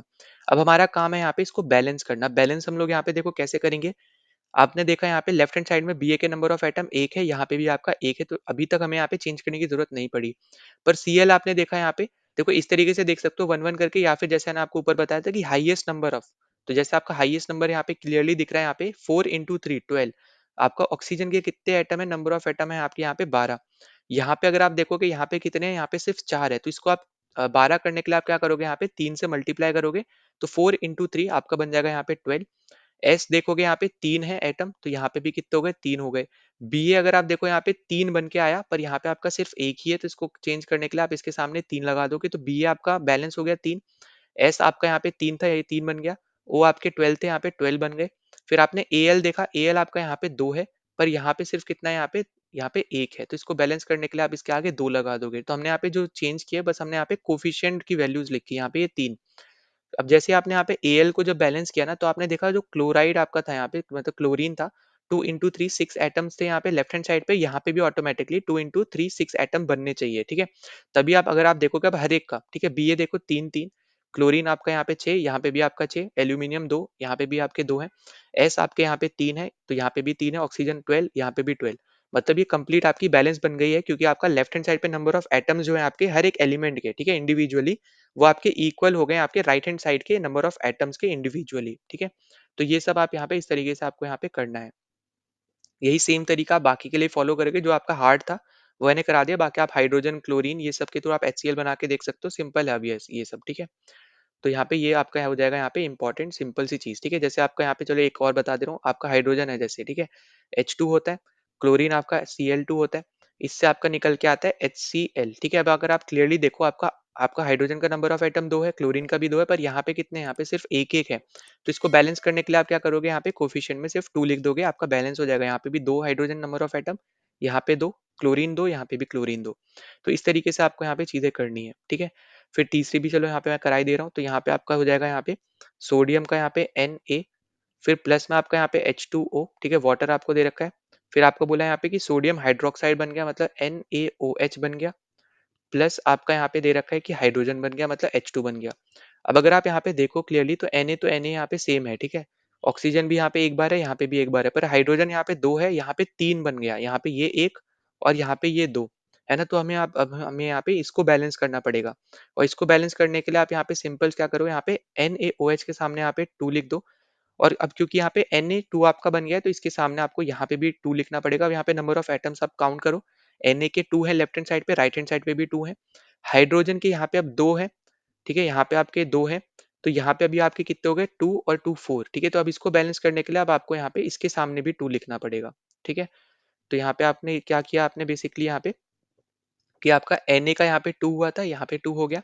फिर O आपके यहाँ पे 2 हो गया था, इसके इसकी वजह से, क्योंकि हमने यहाँ पे कोएफिशिएंट यहाँ पे आगे ऐड किया, तो इसकी वजह से नंबर ऑफ एटम्स आपके यहाँ पे ऑक्सीजन का 2 हो गया था। तो अब यहाँ पे इसके सामने हमने 2 ऐड किया, तो ऑक्सीजन का यहाँ पे भी अब 2 हो गया, ठीक है। और हाइड्रोजन आपका 2 इंटू 4, ठीक है, 2 इंटू 2 आपका 4 हो गया। और इस तरफ में देखोगे यहाँ पे 2 और ये 2, ठीक है, 4 हो गया। तो इस तरीके से आपको यहाँ पे बैलेंस करनी है चीजें, जो आप इजिली यहाँ पे कर सकते हो। ऐसा यहाँ पे कोई भी डिफिकल्टी यहाँ पे नहीं आएगी, ठीक। तो ये सब आपका यहाँ पे बैलेंसिंग की इक्वेशन से रिलेटेड आपके क्वेश्चन है, जो हमने यहाँ पे सॉल्व किए। अब हम यहाँ पे अगले टॉपिक पे चलते हैं, जो कि हमारा होने वाला है टाइप्स ऑफ केमिकल रिएक्शंस। अब इसमें अगर आप देखोगे यहाँ पे, तो बहुत सारे आपके अलग अलग तरीके के रिएक्शंस होते हैं, जिसके ऊपर हम लोग यहाँ पे अब हम डिस्कस करने वाले हैं। तो सबसे पहले तो आप, जैसे आपको दिख रहा होगा, हमने यहाँ पे क्लास 9 में जो जो चीजें कर रखी है, उसके बारे में आपको यहाँ पे बता रखा है, वो आप जरूर देख सकते हो, ठीक है। अब सबसे पहले टॉपिक हमारा आ जाता है यहाँ पे कॉम्बिनेशन रिएक्शन का। अब देखो, कॉम्बिनेशन रिएक्शन सिंपल टर्म्स में याद रखना, जब आपके एक से ज्यादा एलिमेंट कंबाइन होते हैं ना, और एक ही सिंगल प्रोडक्ट बनाते हैं, तब हम उसको बोलते हैं कॉम्बिनेशन रिएक्शन। अब जैसे इस केस में अगर आप देखो, तो यहाँ पे आपका क्विक लाइम जो है, आपका पानी के साथ रिएक्ट करके एक स्लेक्ड लाइम सोल्यूशन बना रहा है, ठीक है। तो यहाँ पे क्या हो रहा है, दो आपके रिएक्टेंट एक साथ रिएक्ट करके एक आपका सिंगल प्रोडक्ट बना रहे हैं, ठीक है। वही आप यहाँ पे नीचे पढ़ पाओगे कि such a reaction in which a single product is form from two और more reactant is known as combination reaction. तो ये पॉइंट आपको याद रखना है। कॉम्बिनेशन रिएक्शन क्या होते हैं? ऐसे रिएक्शन जहाँ पे एक से ज्यादा आपकी जो रिएक्टेंट है, वो एक साथ रिएक्ट करके आपका सिंगल प्रोडक्ट बनाते हैं, ठीक है। प्रोडक्ट आपका सिंगल बनना चाहिए, और रिएक्टेंट जो है वो एक से ज्यादा होने चाहिए, तब आपका यहाँ पे उसको हम बोलते हैं कॉम्बिनेशन रिएक्शन। तो ये सब आपके यहाँ पे इंपॉर्टेंट पॉइंट है। और ये आपका जो इक्वेशन है, ये भी आप जरूर यहाँ पे लिख लेना, ठीक है। इंपॉर्टेंट है कि क्विक लाइन में जब आप H2 मिलाते हो, तब आपका स्लेक लाइम निकल के आता है। और ये फॉर्मूला भी याद रखना कि क्विक लाइम को हम लोग किससे डिनोट करते हैं? CaO से। और स्लेक लाइम को हम लोग यहाँ पे CaOH ट्वाइस से, ठीक है। तो यहाँ पे ये इंपॉर्टेंट है, इनके ऊपर क्वेश्चन आ रखा है पहले भी। फिर हम आगे चलते हैं। अब देखो, जो आपका स्लेग लाइम निकल के आया ना, उसको हम लोग व्हाइट वॉशिंग में यूज करते हैं। इसके ऊपर क्वेश्चन आ रखा है, ये आपसे पूछा भी जा सकता है वापस से। फिर आगे याद रखना कि जो आपका यहाँ पे ये कैल्शियम हाइड्रोक्साइड है, ठीक है, ये आपका बहुत ज्यादा स्लोली रिएक्ट करता है कार्बन डाइऑक्साइड के साथ आपके एयर में, जिसके वजह से आपको थिन लेयर देखने को मिलती है कैल्शियम कार्बोनेट की वॉल्स के ऊपर, ठीक है। तो यही सेम चीज आपको यहाँ पे दे रखी है कि आपका जो CaOH ट्वाइस है, कैल्शियम हाइड्रोक्साइड, ये आपका रिएक्ट करता है Ca2 के साथ, मतलब CO2 के साथ, कार्बन डाइऑक्साइड के साथ, और ये बनाता है आपका कैल्शियम कार्बोनेट। क्योंकि अब यहाँ पे बहुत ज्यादा स्लो रिएक्शन करता है, ठीक है, तो यहाँ पे आपको एक थिन लेयर देखने को मिलती है कैल्शियम कार्बोनेट की। तो यही पॉइंट आपको याद रखना है कि ये दोनों आपस में कैसे रिएक्ट करते हैं, बहुत ज्यादा स्लोली रिएक्ट करते हैं। इसलिए आपको एक थिन लेयर देखने को मिलती है कैल्शियम कार्बोनेट की, जो आपको यहाँ पे वॉल्स के ऊपर देखने को मिल रही है, ठीक है। और इसी को हम लोग यहाँ पे एक तरीके से अगर आप देखोगे, CaCO3 को हम लोग यहाँ पे मार्बल के टर्म्स में भी हम लोग यहाँ पे इसको जानते हैं, ठीक है। और आप यहाँ पे देखोगे, तो हम लोग यहाँ पे इसको shiny as a white washing material, या फिर आप बोलो शाइन करने के लिए, हम यहाँ पे वॉल्स को इसका हम लोग यहाँ पे यूज करते हैं। तो ये आपका जो है ये वाला पर्टिकुलर आपका जो भी आपको दे रखा है यहाँ पे, डू यू नो वाला टर्म, ठीक है, ये आप यहाँ पे जरूर इसको गो थ्रू कर लेना, इंपॉर्टेंट है यहाँ पे ये। फिर आपको यहाँ पे कुछ एग्जाम्पल दे रखेगी कॉम्बिनेशन रिएक्शन के एग्जाम्पल, जैसे आपका बर्निंग ऑफ कोल हो गया, आपका फॉर्मेशन ऑफ वाटर हो गया, ठीक है। ये सब आपके कॉम्बिनेशन रिएक्शन है, क्योंकि दो अलग रिएक्टेंट्स, ठीक है, एक से ज्यादा रिएक्टेंट मिलके एक सिंगल कंपाउंड आपका बना रहे हैं। तो इसलिए हम लोग इसको कॉम्बिनेशन रिएक्शन बोल रहे हैं। तो वही आपको यहाँ पे दे रखा है, ठीक है। बाकी आप यहाँ पे देखोगे, सेम चीज आपको यहाँ पे बार बार लिखी हुई है, तो आप इसको जरूर यहाँ पे गो थ्रू कर सकते हो। फिर आगे आपको दे रखा है यहाँ पे कि एक्ज़ोथर्मिक और एंडोथर्मिक का केस, ठीक है? अब देखो जो आपके एक्ज़ोथर्मिक होते हैं ना, आपके वो ऐसे रिएक्शंस होते हैं जहाँ पे हीट प्रोड्यूस होती है या फिर आप बोलो हीट रिलीज़ होती है।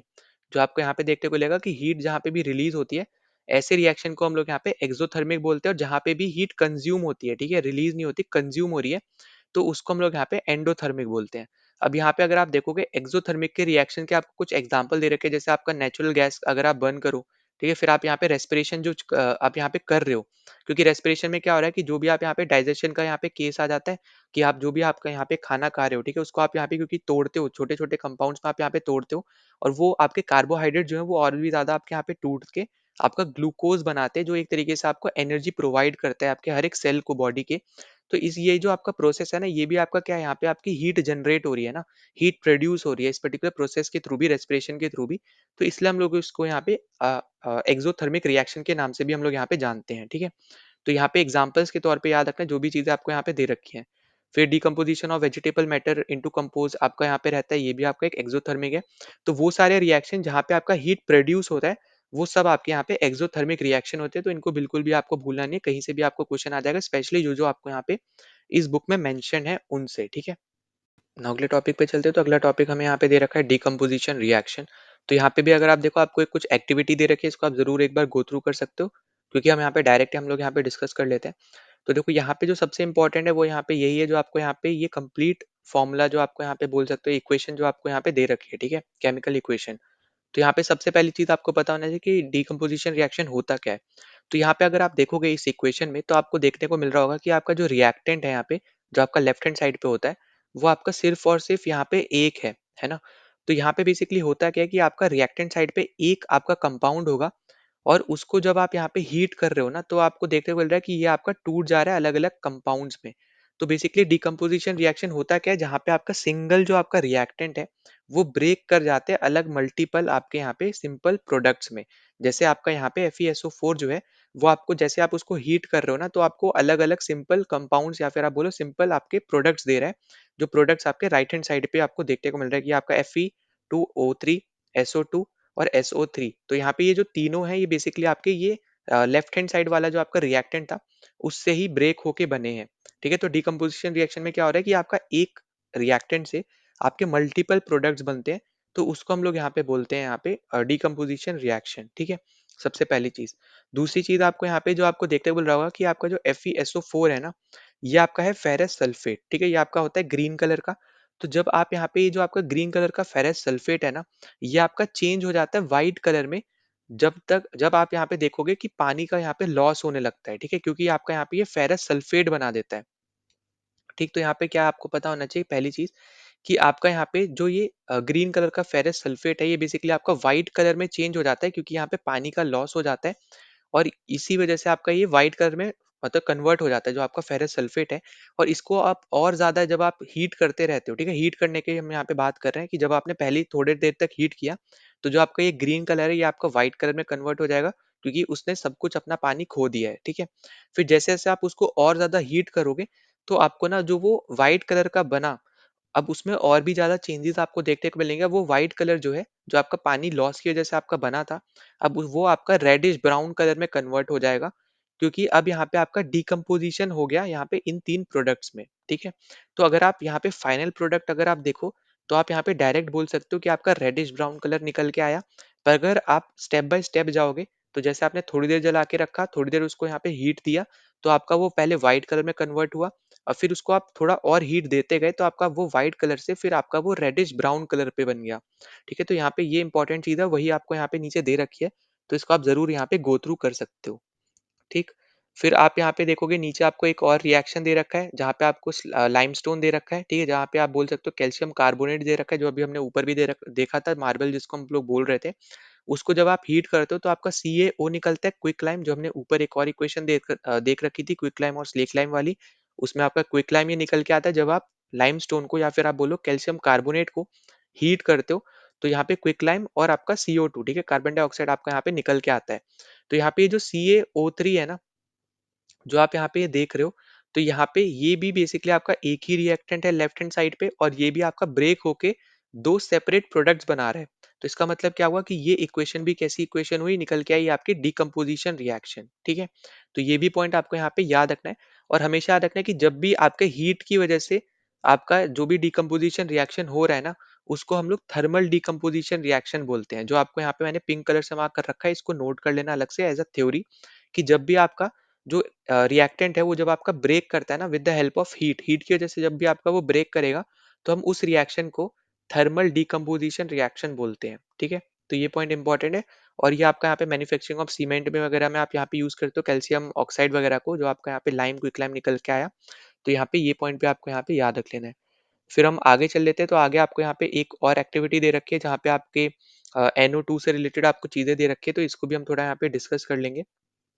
तो देखो आगे आपको ना एक इक्वेशन दे रखी है, बहुत ज़्यादा इंपॉर्टेंट इक्वेशन है।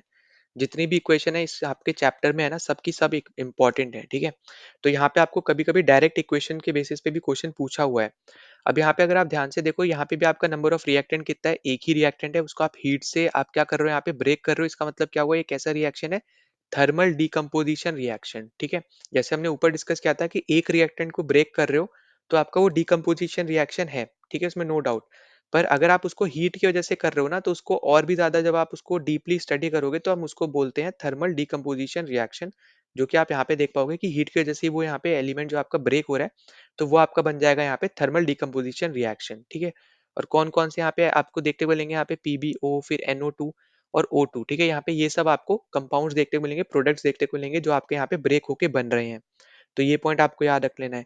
इसके अलावा देखो आपको याद रखना है कि ये जो नाइट्रोजन ऑक्साइड आपको दिख रहा है ना, ये आपका बेसिकली यहाँ पे ब्राउन फ्यूम्स आप बोल सकते हो, यहाँ पे ब्राउन कलर के फ्यूम्स आपके यहाँ पे दिखाता है, ठीक है? एमिट करता है, ठीक है? Emit brown fumes.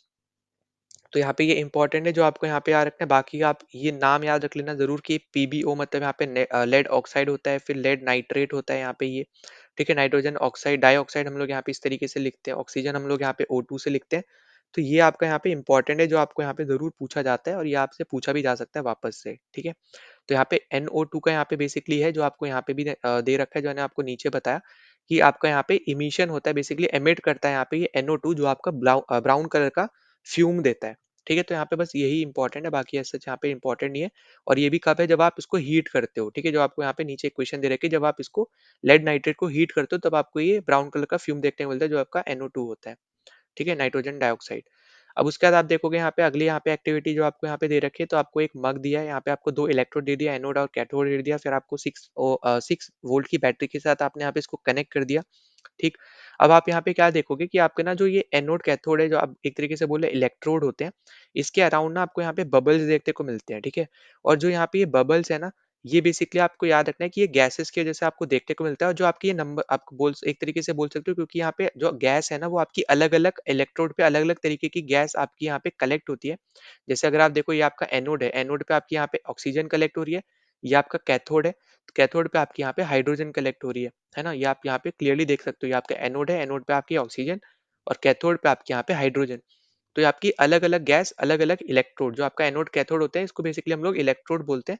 तो अलग-अलग आपके इलेक्ट्रोड पे आपका अलग-अलग गैस आपकी यहाँ पे यहाँ पे कलेक्ट होती है, ठीक है? अब जो आपकी यहाँ पे गैस कलेक्ट हुई, उसका जो अमाउंट है ना, वो याद रखना हमेशा अलग रहता है, ठीक है? सेम नहीं रहेगा इस कंडीशन में, क्योंकि हम यहाँ पे वाटर की बात कर रहे हैं और वाटर का फॉर्मूला क्या होता है? H2O होता है, ठीक है? तो जब आपका ये H2 है ना, क्योंकि आपका नंबर ऑफ एटम इसके ज़्यादा है, तो आपकी हाइड्रोजन गैस जो होगी वो आपकी ज़्यादा होगी, और क्योंकि इसका नंबर ऑफ एटम आपके ऑक्सीजन के कम है, तो इसके जो नंबर ऑफ एटम्स होंगे वो आपके कम होंगे, तो इसका मतलब ये हो गया कि ऑक्सीजन आपकी जो प्रोड्यूस होगी, जो आपकी कलेक्ट हो रही है एक तरीके से, वो आपकी कैसी होगी? वो कम होगी। ठीक है? तो ये पॉइंट आपको याद रखना है। तो आपका जो कैथोड पे हाइड्रोजन जो आपकी प्रोड्यूस हो रही है, वो आपकी ज़्यादा क्वांटिटी में होगी, क्योंकि आपको यहाँ पे फॉर्मूले से पता चल रहा है H2O है, नंबर ऑफ एटम आपके इसके ज़्यादा है, तो यहाँ पे ज़्यादा हाइड्रोजन प्रोड्यूस हो रही है, ठीक है? ज़्यादा हाइड्रोजन कलेक्ट हो रही है, और ऑक्सीजन कम कलेक्ट हो रही है, जो आपको यहाँ पे फॉर्मूले से पता चल रहा है, जो आपका एनोड पे कलेक्ट होती है। ठीक? अब यहाँ पे आपको याद रखना है कि जब आप एक बर्निंग कैंडल अपना यहाँ पे लेके आते हो ना कैथोड के पास, तो कैथोड में आपका क्या कलेक्ट हो रहा है? आपका हाइड्रोजन कलेक्ट हो रहा है, ठीक है? तो जब आप इसको लेके आओगे ना, तो वो एकदम से आपका बर्न हो जाती है, ठीक है? जब भी आपका, क्योंकि यहाँ पे कैसी गैस प्रेज़ेंट है आपकी, हाइड्रोजन प्रेज़ेंट है, पर क्योंकि यहाँ पे आपका हाइड्रोजन की जगह ऑक्सीजन प्रेज़ेंट है, तो यहाँ पे ये आपकी बर्न नहीं होती है, ठीक है? यहाँ पे ये बर्न नहीं होगा, पर यहाँ पे ये बर्न हो जाएगी, ठीक है? जो आपकी गैस है यहाँ पे, ये आपकी हट जाएगी, आप बोल सकते हो एक तरीके से, और वहाँ पे जो आपकी ऑक्सीजन प्रेज़ेंट है यहाँ पे एनोड पे, वो आपकी बर्न नहीं होगी, ठीक है? तो ये इम्पोर्टेंट है, ये पॉइंट आपको याद रखना है। एनोड आपका पॉज़िटिव से डिनोट कर रहे हैं यहाँ पे, कैथोड आपका नेगेटिव से डिनोट होता है यहाँ पे। तो ये सब आपको याद रखना है, और जो आपका हाइड्रोजन गैस यहाँ पे जो है, वो आपकी डबल अमाउंट रहेगी, क्योंकि H2 है ना, तो आपकी डबल आपका यहाँ पे अमाउंट रहेगा ऑक्सीजन से हाइड्रोजन का।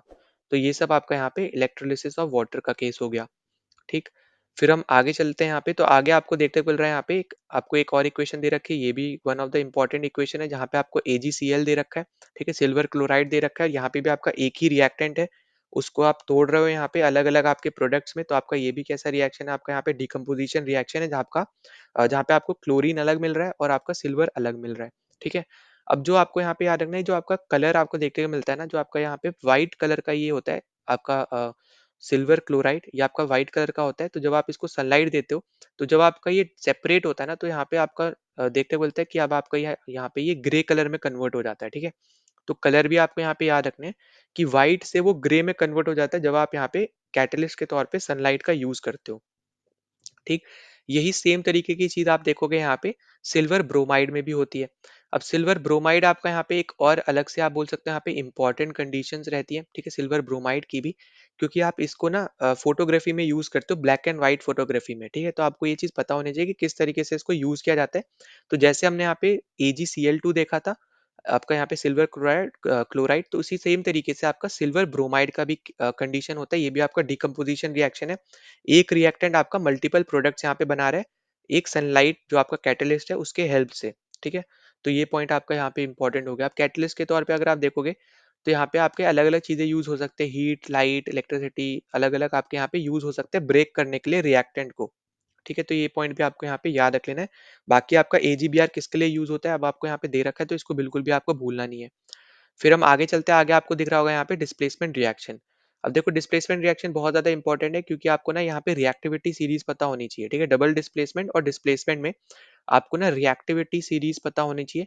अगर आपको यहाँ पे जो हम चैप्टर्स करेंगे, अगर आपको यहाँ पे नहीं दे रखे हैं, तो हम लोग यहाँ पे डेफिनेटली जो हम 1 फरवरी से जो हमारे यहाँ पे CDS की PYQ सीरीज चल रही है, तो वहाँ पे जब केमिस्ट्री के हम क्वेश्चन सॉल्व करेंगे ना, तो वहाँ पे मैं आपको आपको कंप्लीट रिएक्टिविटी सीरीज लिखवा दूंगा। वो आप एकदम बोल सकते हो एक तरीके से कि रट लेना उसको, ठीक है।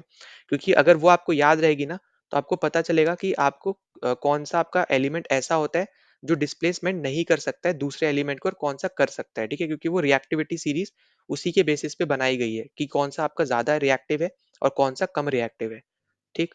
तो ये पॉइंट याद रख लेना रिएक्टिविटी सीरीज का। अब उसके बाद आपको यहाँ पे देखने को मिलता है कि आपको एक आयरन दे रखी है, ठीक है। फिर आपको यहाँ पे नीचे दे रखा है केमिकल रिएक्शन दे रखा है, डायरेक्ट केमिकल रिएक्शन पे हम लोग यहाँ पे आ जाते हैं। तो यहाँ पे अगर आप देखोगे, तो यहाँ पे आपको ना कॉपर सल्फेट आपको दे रखा है। तो कुछ टाइम के लिए अगर आप इसको छोड़ देते हो ना, तो आपको ये जो ब्लू कलर होता है ना, ये आपका एकदम आप बोल सकते हो यहाँ पे हट जाता है, ठीक है। ब्लू कलर आपका यहाँ पे बचता नहीं है कॉपर सल्फेट का। तो ये पॉइंट आप यहाँ पे अलग से डेफिनेटली यहाँ पे याद रख सकते हो कि कॉपर सल्फेट जिसको हम CuSO4 बोलते हैं, जो आपको यहाँ पे नीचे भी दे रखा है, ठीक है। ये आपका कॉपर सल्फेट आपको दे रखा है, आयरन के साथ जब आप इसको मिलाते हो, तो ये अब आपका आयरन सल्फेट दे देता है, ठीक है। और क्योंकि अब आपका ये आयरन सल्फेट दे रहा है ना, इसलिए आपका यहाँ पे जो ब्राउन कलर का जो सोल्यूशन है, और सॉरी ब्लू कलर का जो सोल्यूशन है, उसका यहाँ पे कंप्लीट कलर यहाँ पे क्या हो जाता है, हट जाता है, ठीक है।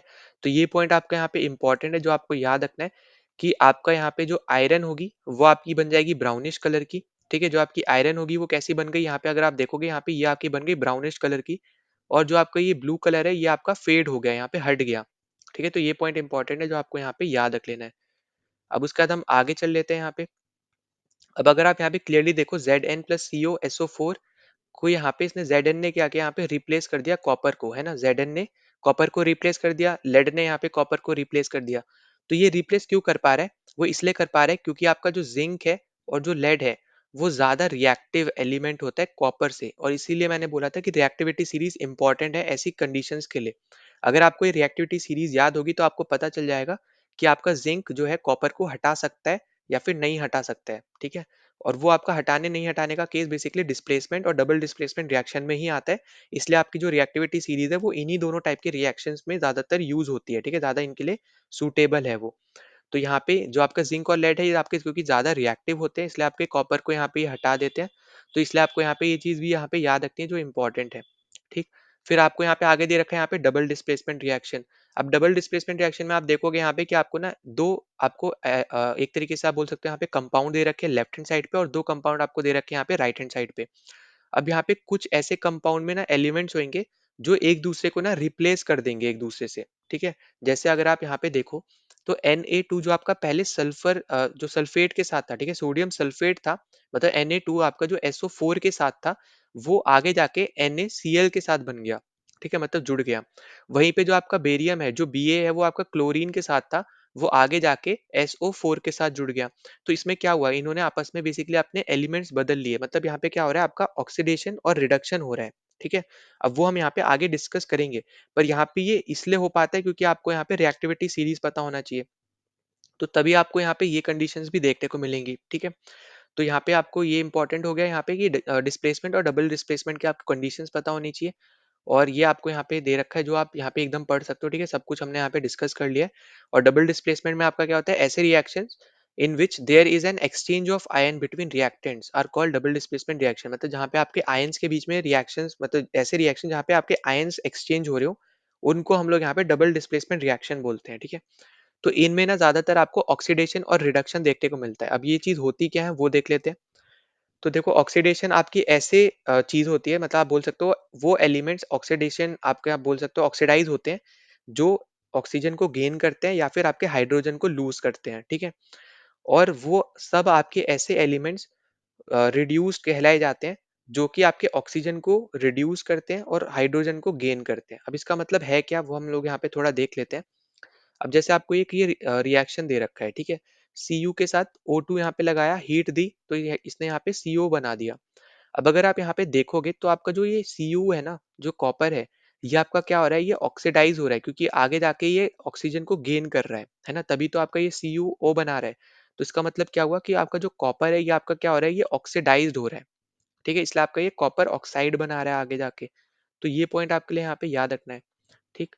अब इसी में अगर आप आगे देखो कि जब हम इसमें हाइड्रोजन गैस को पास कर दें, ठीक है, जो आपका CuO बना, इसमें अगर हम यहाँ पे हाइड्रोजन गैस को पास कर दें हीटिंग के साथ, तो अब आपको यहाँ पे देखने को मिलेगा कि आपका Cu अलग हो जाएगा ऑक्सीजन से। अब जब ये ऑक्सीजन से अलग हो गया तो अब आपका यहाँ पे ये रिड्यूस की तरह काम करेगा, क्योंकि अब यहाँ पे इसने ऑक्सीजन को क्या कर दिया, लूज कर दिया। यहाँ पे उसने ऑक्सीजन को गेन किया था, पर यहाँ पे इसने क्या किया, ऑक्सीजन को रिड्यूस कर दिया, ठीक है। तो इसलिए आपको यहाँ पे ये चीज मैंने बताई थी कि जो एलिमेंट आपके ऑक्सीजन को गेन करते हैं उसको हम ऑक्सीडाइज एलिमेंट बोलते हैं, जो रिड्यूस करते हैं उसको रिड्यूस्ड एलिमेंट बोलते हैं। इसी सेम तरीके से जो दूसरी कंडीशन निकल के आती है हाइड्रोजन के केस में, कि ऐसे एलिमेंट जो हाइड्रोजन को गेन करते हैं उसको हम ऑक्सीडाइज नहीं बोलते, उसको हम क्या बोलते हैं, रिड्यूस बोलते हैं, ठीक है। उल्टा हो जाता है, रिवर्स कंडीशन हो जाती है। जो ऑक्सीजन को यहाँ पे गेन करेगा ना, वो हाइड्रोजन को जब लूज करेगा, तो इन दोनों कंडीशन अगर यहाँ पे इनमें से एक भी फॉलो हो रही है तो वो आपकी है यहाँ पे ऑक्सीडाइज एलिमेंट की, ठीक। और इसी का ठीक उल्टा आपका रिड्यूस का बन जाएगा। तो वो सब आप यहाँ पे देख भी सकते हो, जो आपको यहाँ पे दे रखा है कि substance gives oxygen during a reaction is said to be oxidised, और जो सब्सटेंस जो आपके ऑक्सीजन को लूज कर देते हैं आपके रिएक्शन में, उनको हम लोग यहाँ पे रिड्यूस बोलते हैं, जो आपको मैंने ऊपर बताया था, ठीक है। इसी सेम तरीके से हाइड्रोजन इज गेनिंग ऑक्सीजन, इसलिए हम उसको क्या बोल रहे हैं यहाँ पे, ऑक्सीडाइज बोल रहे हैं, जो आपको यहाँ पे ऊपर मैंने बताया था कि जब आप ऑक्सीजन मतलब यहाँ पे COO के साथ आप हाइड्रोजन को जब आप पास कर रहे हो ना, तो इसमें क्या हो रहा है कि Cu तो यहाँ पे ऑक्सीजन को छोड़ दे रहा है, मतलब यहाँ पे रिड्यूस बन जा रहा है, रिड्यूस एलिमेंट बन जा रहा है, पर आपका जो H है यहाँ पे हाइड्रोजन जो है वो आपका क्योंकि वाटर बन जा रहा है, वो आपका यहाँ पे इसके साथ आ जा रहा है, इसलिए आपका जो हाइड्रोजन है वो आपका ऑक्सीडाइज हो रहा है, वो आपका गेन कर रहा है ऑक्सीजन। तो जो गेन करता है ऑक्सीजन को वो आपका ऑक्सीडाइज एलिमेंट होता है, जो आपका रिड्यूस करता है वो आपका रिड्यूस्ड एलिमेंट होता है, ठीक। इसी सेम तरीके से आपका हाइड्रोजन का भी केस है जो आपके नीचे आपको दे रखा है। और इन रिएक्शंस को हम लोग यहाँ पे रिडॉक्स रिएक्शन बोलते हैं या फिर ऑक्सीडेशन रिडक्शन रिएक्शन बोलते हैं, तो आपको ये नाम भी पता होने चाहिए, ऑक्सीडेशन रिडक्शन रिएक्शन और रिडॉक्स रिएक्शन, ठीक है, दोनों नाम आपको पता होने चाहिए। अब जैसे आपको यहाँ पे दिख रहा होगा CuO से ये आपका Cu बन गया, मतलब इसने ऑक्सीजन को क्या किया, यहाँ पे छोड़ दिया, तो आपको यहाँ पे पता चल रहा है कि ये आपका हो गया रिड्यूस, ठीक है, मतलब आपका रिडक्शन है। फिर H2 जो था वो आपका आगे जाके H2O बन गया, मतलब ऑक्सीजन इसके साथ आ गया, इसका मतलब है कि ऑक्सीडेशन हो गया। तो आपका जो H2 है वो आपका ऑक्सीडाइज एलिमेंट हो गया, जो आपका Cu है क्योंकि आपने उसने ऑक्सीजन को छोड़ दिया तो आपका वो रिड्यूस एलिमेंट हो गया, ठीक है। तो ये सब आपके यहाँ पे सिंपल सी चीजें हैं, वही सब आपको यहाँ पे दे रखा है, इसको भी आप जरूर यहाँ पे गो थ्रू कर सकते हो। यहाँ पे आपको हाइड्रोजन के साथ कैसे आपका गेन और लॉस वाला कंडीशन है वो आपको दे रखा है कि जब सब्सटेंस आपके गेन करते हैं ऑक्सीजन को या फिर आपके हाइड्रोजन को लूज करते हैं, तो हम उसको बोलते हैं ऑक्सीडाइज एलिमेंट। जब आपके सब्सटेंस लूज करते हैं ऑक्सीजन को और गेन करते हैं हाइड्रोजन को, मतलब ठीक इसका उल्टा, उसको हम बोलते हैं यहाँ पे रिडक्ट, ठीक है, रिड्यूस आपका यहाँ पे एलिमेंट। तो ये दोनों कंडीशन आप यहाँ पे एज अ थ्योरी याद रख सकते हो। फिर आपका आगे आ जाता है यहाँ पे कि ऑक्सीडेशन के साथ हमें क्या-क्या चीज़ें देखने को मिलती है एवरीडे लाइफ में। तो कुछ चीज़ें हमें हम लोग यहाँ पे देख लेते हैं। सबसे पहले हमें यहाँ पे देखने को मिलता है कोरोजन, ठीक है? कोरोजन को हम लोग यहाँ पे रस्टिंग ऑफ आयरन के तौर पे भी हम लोग जानते हैं। रस्टिंग ऑफ आयरन कैसी होती है? जब आपकी आयरन एकदम नई-नई होती है तो आपकी एकदम शाइन कर रही होती है। पर कुछ टाइम के लिए जब आप उसको छोड़ देते हो ना एयर में, तो क्योंकि आपका वहाँ पे ऑक्सीजन वगैरह यहाँ पे प्रेज़ेंट होते हैं, तो उसकी वजह से ना आपको यहाँ पे कोरोजन देखने को मिलता है। तो रस्टिंग ऑफ आयरन आपको वहाँ पे देखने को मिलता है, क्योंकि वो रिएक्ट कर जाता है आपका ये, ठीक है? अब यहाँ पे आप देखोगे कि जब भी आपके मेटल्स आपके अटैक होते हैं यहाँ पे सब्सटेंसेस के साथ, ठीक है? कौन से सब्सटेंसेस जो भी आपके मॉइस्चर वगैरह या फिर कोई एसिड वगैरह प्रेज़ेंट होती है यहाँ पे, उनके साथ जब भी वो आपके यहाँ पे रिएक्ट होते हैं, तो आपका यहाँ पे कोरोड हो जाते हैं और कोरोड होने की वजह से यहाँ पे कोरोजन आपको देखने को मिलता है, ठीक है? तो वही सेम चीज़ आपको यहाँ पे दे रखी है। अब जैसे आप देखोगे यहाँ पे कि रस्टिंग ऑफ आयरन भी आपका कोरोजन का ही केस है, जहाँ पे एकदम नया-नया जब होता है, जब आपका ये शाइन कर रहा होता है, पर जैसे ही आप थोड़े टाइम के लिए इसको आप छोड़ देते हो, तो ये एटमॉस्फेयर में जो आपके यहाँ पे गैसेज़ वगैरह प्रेज़ेंट है, उसके साथ ये रिएक्ट करके इसका कलर आगे जाके ये रेडिश ब्राउन कलर में कन्वर्ट हो जाता है। तो रेडिश ब्राउन कलर के पाउडर से बेसिकली आप देखोगे ये कोटेड हो जाता है, ठीक है? रेडिश ब्राउन कलर का पाउडर आपको इसके सरफेस पे देखने को मिलता है। तो ये आपका होता है यहाँ पे रस्टिंग ऑफ आयरन, जो कि एक कोरोजन का ही एक हिस्सा है, ठीक है? पार्ट है। इसी सेम तरीके से सिल्वर के लिए आप देखोगे यहाँ पे कि ये ब्लैक कलर में आपको कोटिंग देखने को मिलती है सिल्वर पे, और ग्रीन कलर की कोटिंग आपको कॉपर के ऊपर देखने को मिलती है। तो ये तीनों ही आपके कोरोजन के ही आपके एक एग्ज़ाम्पल्स हैं। ठीक, तो ये सब याद रखना कि जब भी मेटल्स जो होते हैं, वो आपके एसिड्स के साथ रिएक्ट कर जाते हैं, मॉइस्चर के साथ जब रिएक्ट करते हैं, तो हमें कोरोजन देखने को मिलता है। जैसे हमें यहाँ पे रस्टिंग ऑफ आयरन हो गया, आपका ब्लैक कलर की कोटिंग आपकी सिल्वर पे होगी, ग्रीन कलर की कोटिंग आपकी कॉपर पे होगी। फिर दूसरी कंडीशन आपकी इसमें आ जाती है रैंसिडिटी। अब देखो रैंसिडिटी बेसिकली क्या होता है कि जब भी आप ना कुछ खाना वगैरह आप यहाँ पे खुला छोड़ दो, ठीक है? कुछ टाइम के लिए, तो जो आपके यहाँ पे एटमॉस्फेयर में गैसेस प्रेज़ेंट है, तो जब आप वो उसके साथ जो आपका फूड है, वो जब रिएक्ट करता है ना, तो उससे ना बदबू आने लग जाती है, ठीक है? मतलब आप देखोगे कि जब भी आप कोई भी चीज़ खुली छोड़ देते हो ना कुछ टाइम के लिए, और मतलब जब हम खाना खुला छोड़ देते हैं, तो आप देखोगे यहाँ पे कुछ टाइम बाद जब आप आओगे उसको स्मेल करोगे, तो उससे मतलब थोड़ी-सी बदबू आने लग जाती है, ठीक है? और वो ही चीज़ को सही करने के लिए हम लोग ज़्यादातर देखते हैं कि एंटीऑक्सीडेंट्स का यहाँ पे यूज़ होता है। उसी चीज़ के लिए आप देखोगे जो आपके पैकेट फूड्स होते हैं, ठीक है? जैसे आप देखो चिप्स वगैरह, उनमें आपका नाइट्रोजन गैस प्रेज़ेंट होती है, क्योंकि ऐसा तो है नहीं कि जैसे ही वो बन के आए, उसी दिन आपने खरीद लिया दुकान से। वो जब भी उसकी मैन्युफैक्चरिंग होती है, उसके 1 महीने बाद मान लो या 10 दिन बाद, 20 दिन बाद आप यहाँ पे आपके पास जो भी आप दुकान से खरीद रहे हो, वहाँ से आप खरीदने जाते हो और फिर आप उसको कंज़्यूम कर रहे हो। तो वो जो 20 दिन का टाइम है या फिर 1 महीने का टाइम है, वो आपके फ्रेश रहे, मतलब उसमें बदबू ना आए, वो बेसिकली आपका हो पाता है आपके नाइट्रोजन की गैस की वज़ह से। क्योंकि नाइट्रोजन की गैस आपकी उन सब में प्रेज़ेंट होती है, ठीक है? वो उन सब पैकेट्स में आपकी नाइट्रोजन प्रेज़ेंट होती है, ताकि जो आपके चिप्स हैं, उनसे बदबू ना आए, ठीक है? जो भी आपके पैकेट फूड्स हैं, उन सब से आपकी बदबू ना आए, इन सब के लिए आपके यहाँ पे यूज़ होता है। ठीक, तो ये सब आपका इम्पोर्टेंट है, एंटीऑक्सीडेंट्स वगैरह आपका यहाँ पे हमने डिस्कस कर लिया। और रेंसिडिटी बेसिकली वही है कि आपका जो भी आपने खाना वगैरह ऊपर छोड़ दिया है, तो वो आपके ऑक्सीडाइज़ हो जाते हैं, आपके रिएक्ट कर जाते हैं ऑक्सीजन के साथ, इसलिए यहाँ पे उनसे बदबू आने लगती है, उसको दूर करने के लिए एंटीऑक्सीडेंट्स यूज़ करते हैं। और नाइट्रोजन भी हम लोग यहाँ पे इसलिए ही यूज़ करते हैं चिप्स के पैकेट्स में। तो ये सब आपका यहाँ पे इम्पोर्टेंट हो गया। तो इसके साथ देखोगे अगर आप, तो हमने बहुत सारी चीज़ें हमने यहाँ पे इस चैप्टर में डिस्कस करी हैं कि कंप्लीट केमिकल इक्वेशन कैसे होती है, हम लोग वर्ड इक्वेशन क्या होता है, केमिकल इक्वेशन क्या होता है, बैलेंस कैसे करते हैं, अनबैलेंस इक्वेशन को किस दूसरे नाम से जानते हैं। फिर अलग-अलग आपके यहाँ पे जो रिएक्शंस हैं आपके एक्ज़ोथर्मिक, एंडोथर्मिक, आपका double displacement, displacement, combination reaction, ठीक है? फिर डिकम्पोज़िशन रिएक्शन क्या होते हैं, ऑक्सीडेशन आपका क्या होता है, रिडक्शन क्या होता है, रिडॉक्स रिएक्शन क्या होते हैं, प्रेसिपिटेशन क्या है, ठीक है? तो बहुत कुछ हमने यहाँ पे इस चैप्टर में डिस्कस किया और सब आपके यहाँ पे एक इम्पोर्टेंट चीज़ें हैं। तो इसके साथ हमने यहाँ पे ये चैप्टर कंप्लीट डिस्कस कर लिया। अगर आपको किसी भी चीज़ में कोई भी डाउट होता है, तो ज़रूर आप यहाँ पे मेंशन कर देना, ठीक है? कमेंट सेक्शन में। वरना आप टेलीग्राम चैनल जॉइन कर लो, लिंक डिस्क्रिप्शन में, वहाँ पे जाके भी आप अपनी चीज़ों को पूछ सकते हो, और पीडीएफ चाहिए तो वो भी आपको टेलीग्राम चैनल पे मिल जाएगी एकदम फ्री। तो उसके थ्रू आप लास्ट रिसॉर्ट के तौर पे आप इसको एज़ अ रिवीजन के तौर पे आप डायरेक्टली यूज़ कर सकते हो। जो भी आपको यहाँ पे मार्क करी हुई चीज़ें दिख रही हैं, एकदम सेम पीडीएफ आपको वहाँ पे देखने को मिलेगी, ठीक है? तो अगर आप पहली बार आए थे चैनल पे, तो प्लीज़ सब्सक्राइब कर देना, वीडियो को शेयर, वीडियो को लाइक कर देना, ताकि ज़्यादा से ज़्यादा ये लोगों तक वीडियो पहुँच पाए, उनकी भी यहाँ पे हेल्प हो पाए। तो चलो मिलते हैं नेक्स्ट वीडियो में। जय हिंद।